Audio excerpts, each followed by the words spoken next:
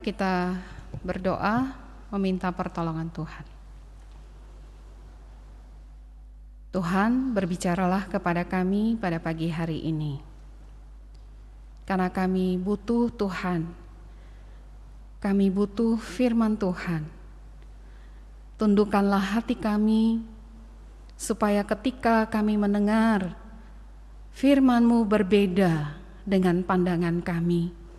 Kami dengan rela hati mengganti pemikiran kami dengan firman Tuhan. Dengan cara demikian kami menjadi anak-anak-Mu. Berkatilah kami semua, dengarkanlah doa kami. Di dalam nama Tuhan kami Yesus Kristus kami berdoa. Amin. Silakan duduk Bapak Ibu Saudara sekalian. Mari kita membuka Alkitab kita di dalam Matius pasal 11 ayat 28 sampai 30. Satu ayat yang sudah sangat terkenal. Matius 11. Kita akan membaca dari 28 sampai 30. Marilah kepadaku semua yang letih, lesu dan berbeban berat. Aku akan memberi kelegaan kepadamu. Pikulah kuk yang kupasang dan belajarlah padaku, karena aku lemah, lembut dan rendah hati, dan jiwamu akan mendapat ketenangan. Sebab kuk yang kupasang itu enak dan bebanku pun ringan.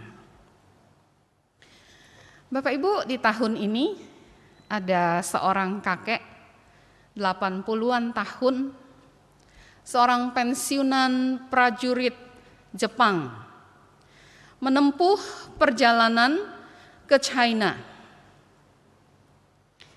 Sesampai di sana, dia sujud meminta maaf kepada para korban perang yang dia bunuh, yang dia perkosa, yang dia aniaya. Bapak Ibu, tahun ini 2021 hari ini berarti sudah terpaut kira-kira 60 sampai 70 tahunan dari kejadian penjajahan itu. Tapi dia tidak tahan dengan rasa bersalah, rasa berdosa yang terus menyiksa dirinya sehingga dia datang meminta ampun kepada orang-orang yang telah dia rugikan. Pantas letih, lesu, berbeban berat menggambarkan keadaan orang-orang yang berdosa. R.C. Sproul adalah seorang teolog yang satu hari dihubungin oleh seorang psikolog untuk membantu dia untuk counseling. Karena menurut counselor ini, dia mengatakan dari begitu banyak klien yang datang kepadanya, dia menyimpulkan bahwa orang-orang ini memerlukan hamba Tuhan yang memberikan jalan bagi pengampunan dosa. Di masa Advent, kita menantikan kedatangan Tuhan kita, penebus dosa kita, juru selamat kita. Bapak Ibu, marilah kita tidak melarikan diri terus-menerus dari rasa bersalah, berdosa yang membebani kita. Apakah engkau terlibat, terjerat dalam relasi hubungan yang terlarang? Apakah pikiranmu liar, penuh dengan nafsu? Apakah pandemi ini menyebabkan banyak kegelisahan, kemalasan? Rasanya iman sudah terkikis habis. Apakah engkau menyadari bahwa ternyata engkaulah penyebab dari kehancuran rumah tanggamu.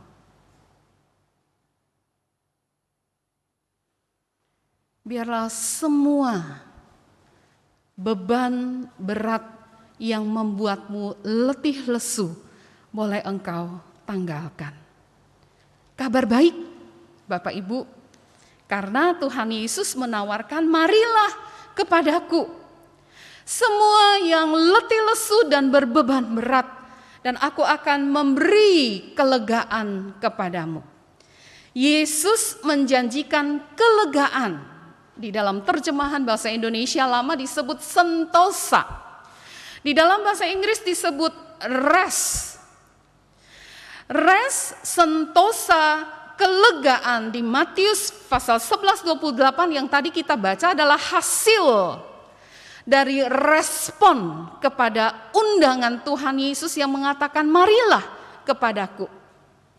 Jadi Bapak Ibu, orang yang mengatakan iya kepada undangan marilah kepadaku akan mendapatkan rest, akan mendapatkan kelegaan, sentosa. Memang pada mulanya Bapak Ibu, manusia berada di dalam rest. Manusia dikatakan hidup di dalam satu keadaan yang Allah lukiskan sebagai keadaan yang sungguh amat baik.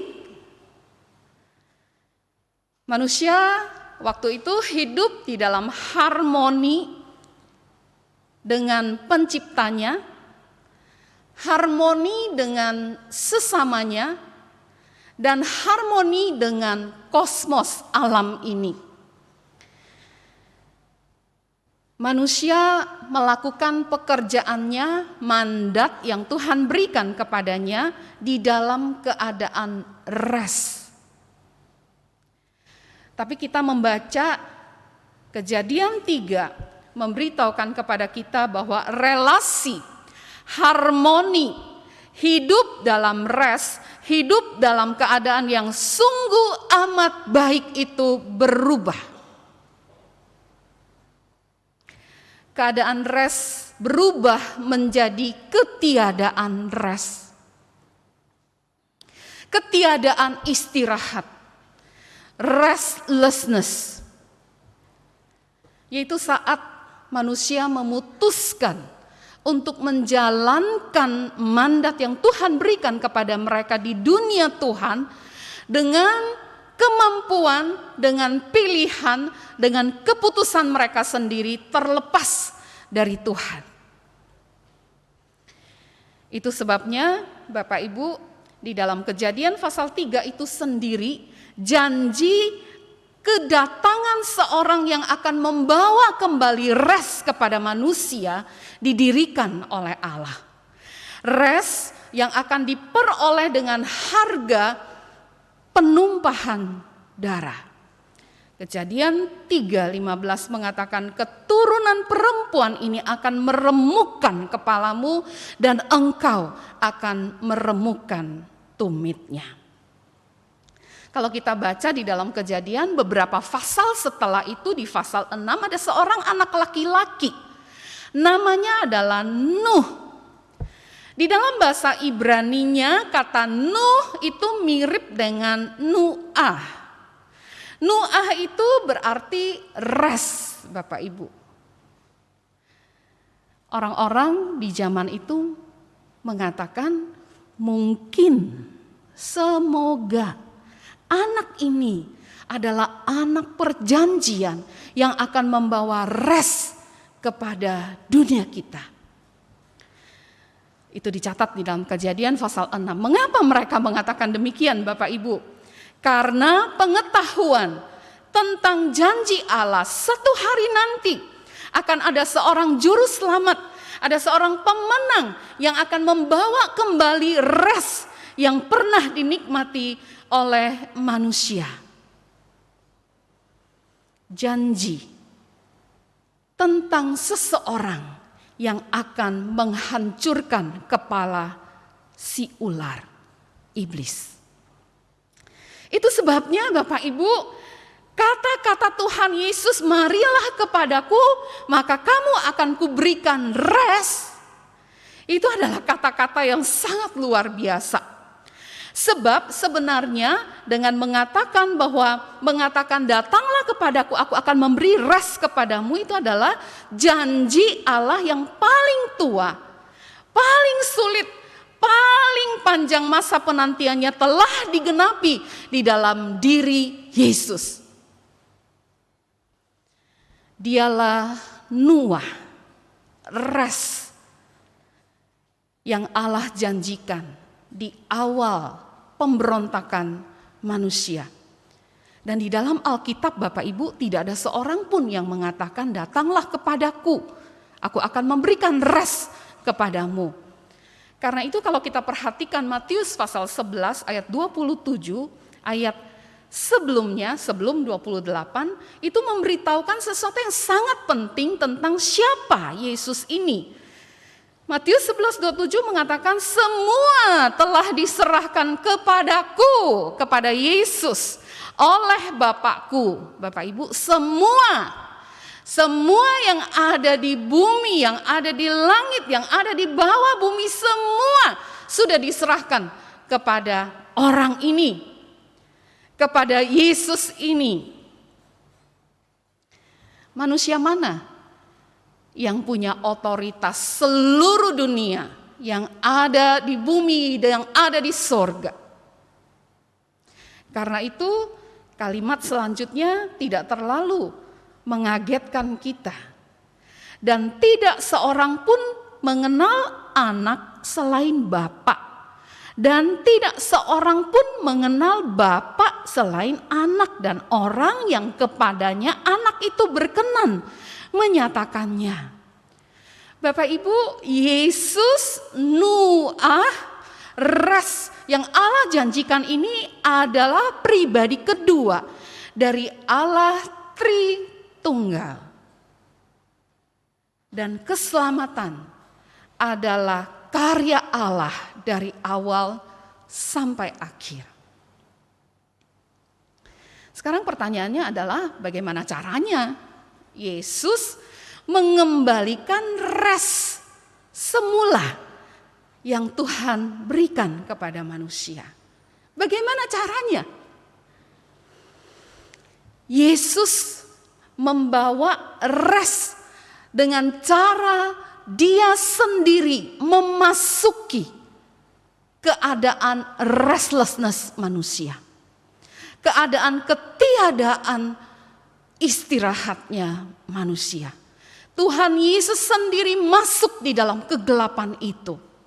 Itu sebabnya Bapak Ibu kalau kita memperhatikan para penulis Injil membuat poin ini menjadi sangat jelas dengan kata-kata yang sangat keras untuk menunjukkan bagaimana keadaan Yesus ketika Dia menuju ke salib. Saya kutip beberapa, Matius 26:38 mengatakan, hatiku sangat sedih seperti mau mati rasanya. My soul is deeply grieved, even to the point of death. Markus 14:33, Jesus became very troubled and distressed. Dia sangat takut dan gentar. Ayat 35 mengatakan ia jatuh ke tanah.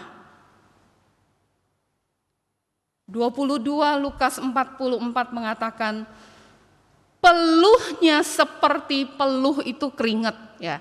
Peluhnya itu seperti titik-titik darah yang bertetesan di tanah. Bahasa yang sangat keras untuk menggambarkan pengalaman akan sense of restlessness manusia.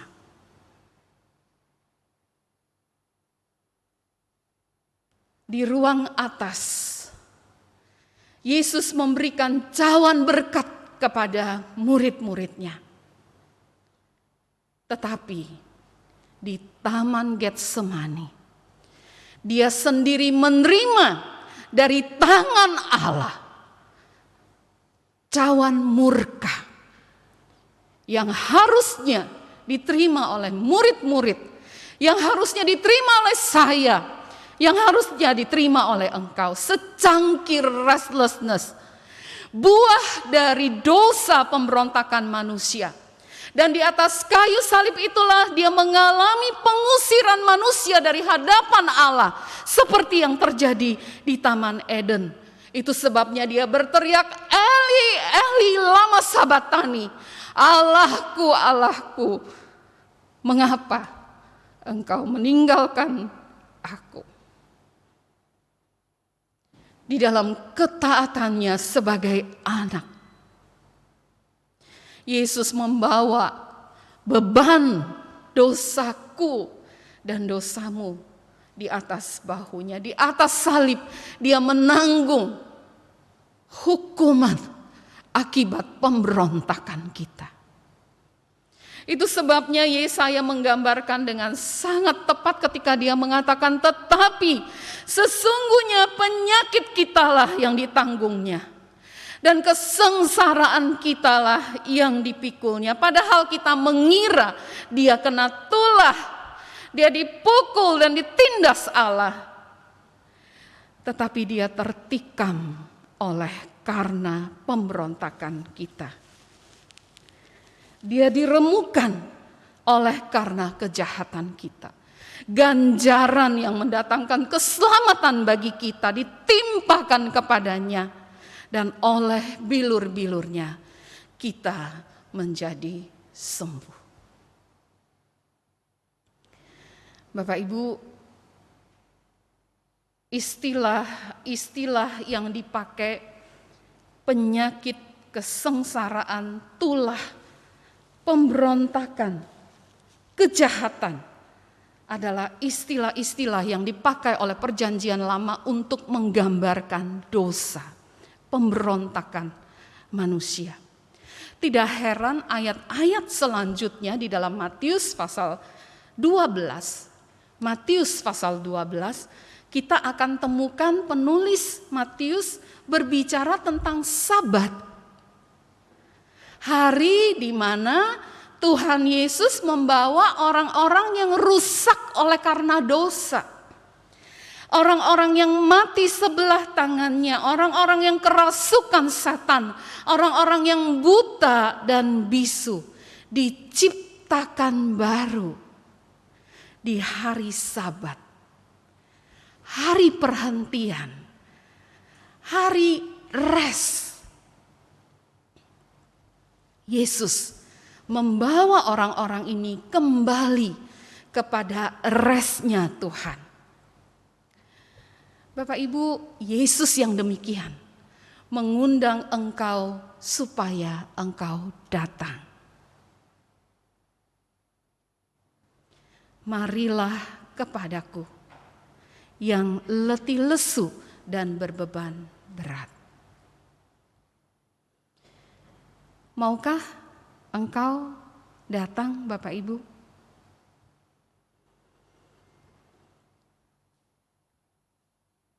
Atau sudahkah engkau datang kepada Yesus?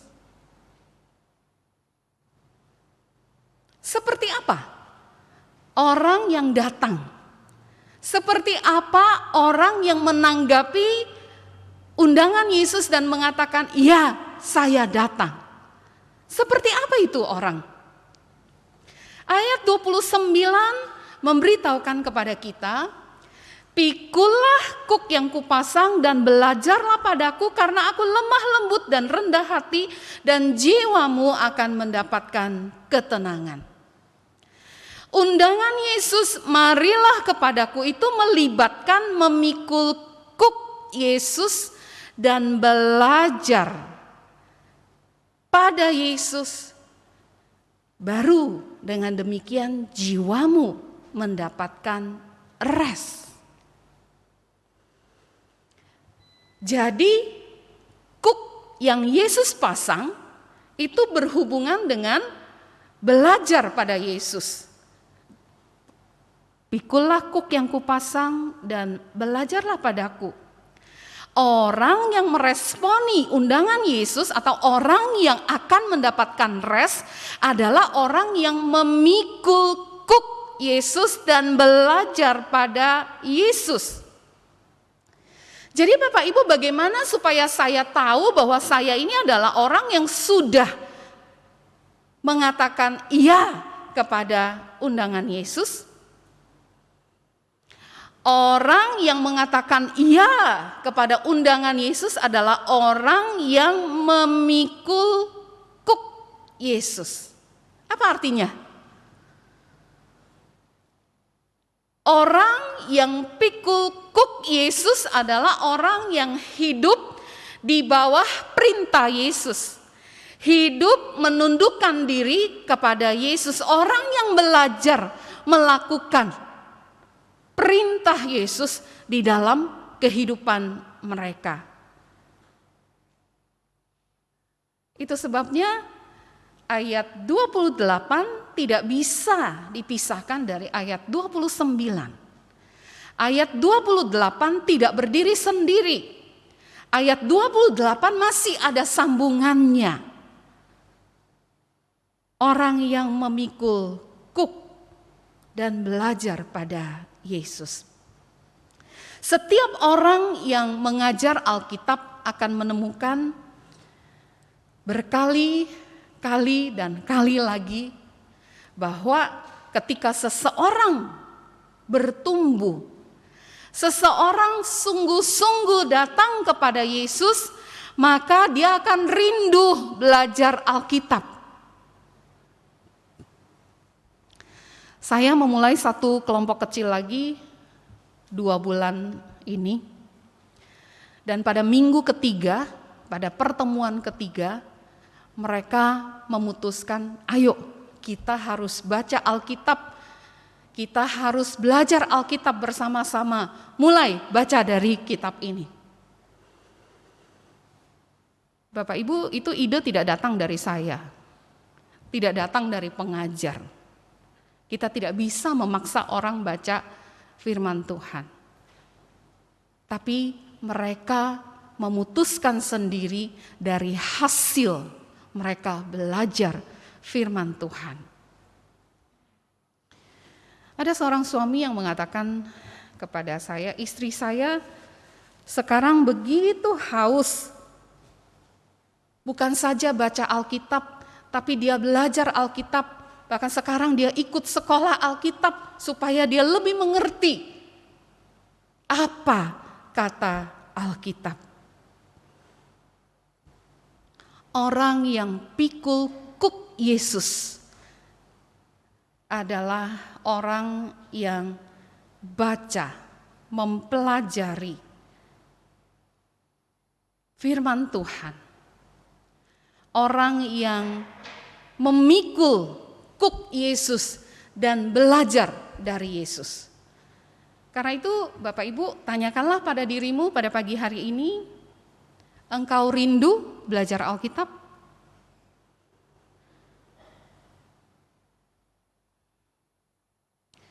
Engkau rindu menundukkan dirimu di bawah perintah Tuhan Yesus?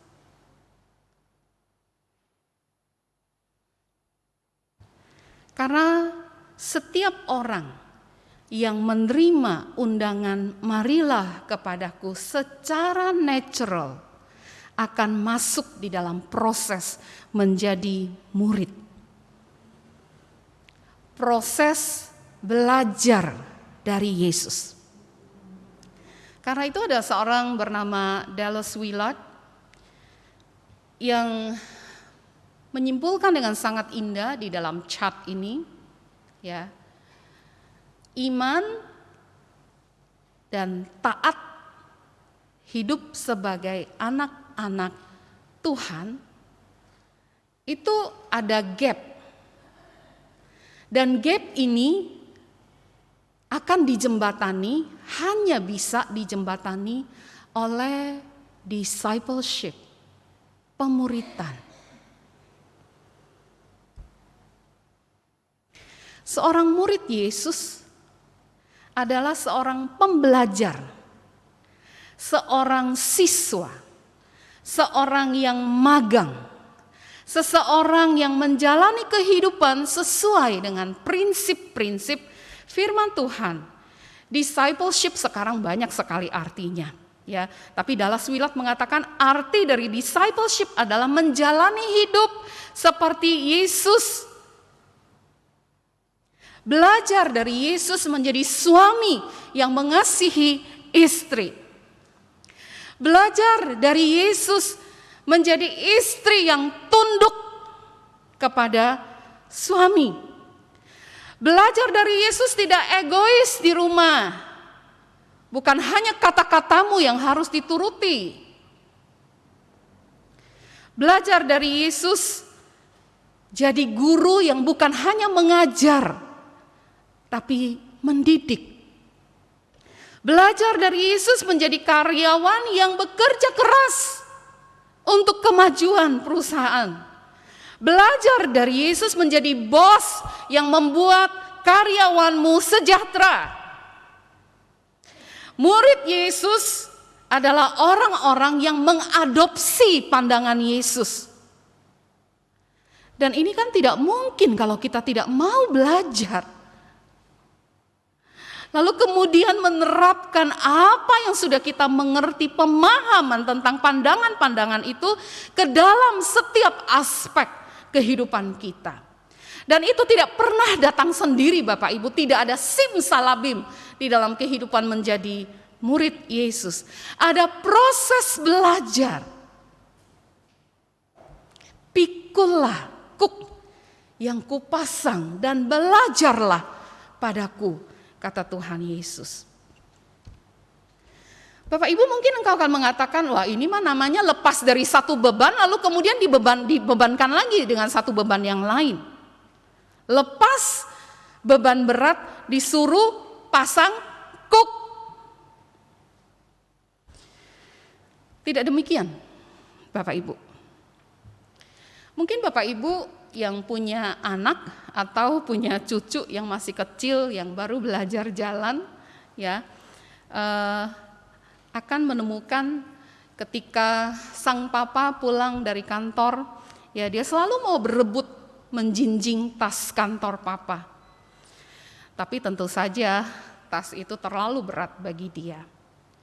Tapi kemudian papa tidak mau mengecewakan anak ini, lalu kemudian memegang tasnya, lalu kemudian si anak juga memegang tasnya, lalu kemudian si anak senang sekali ternyata berhasil, yes, bisa diangkat, bisa dipindahkan tas ini.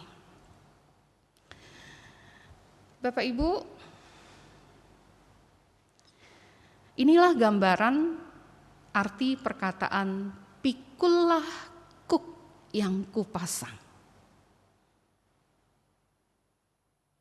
Sepertinya saya yang dipakaikan kuk.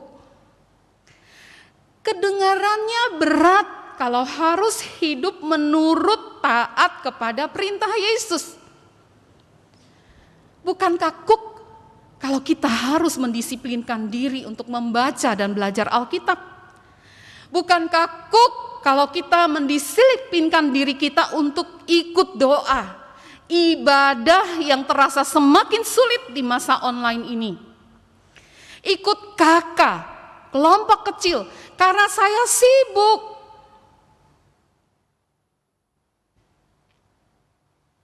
Apakah bukan kuk melihat ibu-ibu sambil gendong bayinya, sambil belajar Alkitab? Sambil suapin anak makan, sambil diskusi Alkitab. Masih pakai baju kerja, tapi ikut di dalam kelompok kecil. Bukankah kuk Bapak Ibu kalau saya memaksa diri saya untuk mendisiplinkan mulut saya untuk tidak mengatakan kata-kata yang sudah siap untuk disemburkan kepada orang itu? Bukankah kuk jika saya cuma punya pas-pasan, tapi saya harus berbagi kepada orang lain.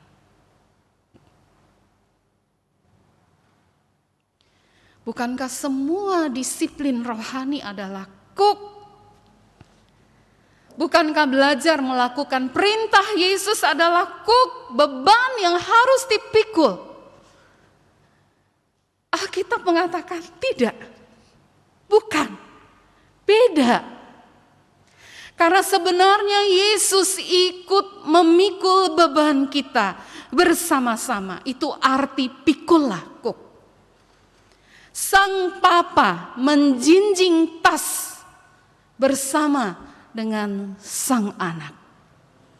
Itu sebabnya Rasul Paulus menulis, tetaplah kerjakan keselamatanmu dengan takut dan gentar. Di ayat 12, tapi kemudian langsung disambung dengan ayat 13 yang mengatakan, karena Allah lah yang mengerjakan di dalam kamu baik kemauan maupun pekerjaan menurut kerelaannya. Itu rasanya Bapak Ibu ketika kita berhasil melakukan perintah Tuhan. Kita senang karena berhasil mengerjakan keselamatan. Kita memikul kuk Yesus. Tapi langsung setelah itu kita menyadari, ini bukan saya. Kalau saya, pasti tidak akan begitu. Ini Yesus memikul bersama-sama dengan saya. Kalau saya, akan saya balas orang itu. Kalau saya, akan saya tahan uang ini untuk saya. Kalau saya, apapun akan saya kerjakan, yang penting saya tidak mau mengalah. Kalau saya, pasti kebalikan dari apa yang akan Yesus lakukan. Tapi Tuhan sedang menjinjing tas ini bersama-sama dengan saya. Ini rasa sukacita yang luar biasa. Karena di satu pihak kita menyadari kita bertumbuh, kita sedang menjadi manusia baru, kita melakukan perintah Tuhan, kita berhasil. Tapi di pihak yang lain kita langsung menyadari itu bukan saya. Itu Kristus yang memikul bersama-sama dengan saya.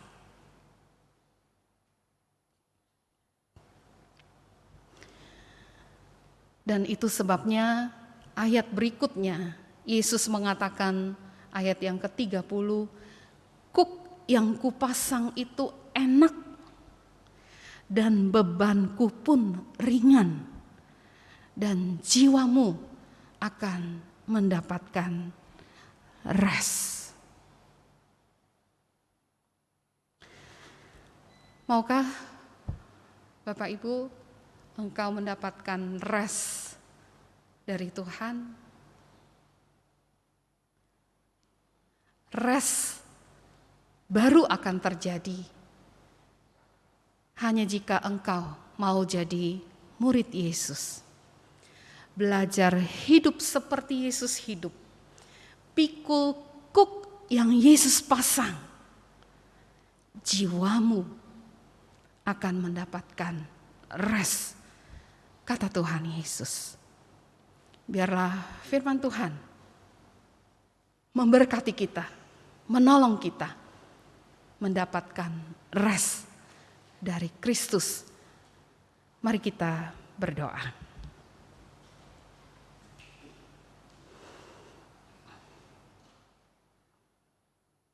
Terima kasih Tuhan memberikan rest. Jika kami mau mengatakan iya kepada undangan Tuhan, marilah. Yang letih lesu, berbeban berat, Pagi ini Engkau melihat, Engkau tahu beban apa yang kami pikul, yang membuat kami letih lesu. Kami mau Tuhan, kami mau datang kepadamu. Ketika kami datang, Tuhan menggantikan beban berat. Tuhan menggantikan dengan kuk yang ringan, yang enak. Sehingga kami mengalami indahnya hidup bersama dengan Tuhan. Indahnya hidup melakukan prinsip firman Tuhan di dalam hidup kami. Indahnya hidup di dalam hadirat Tuhan.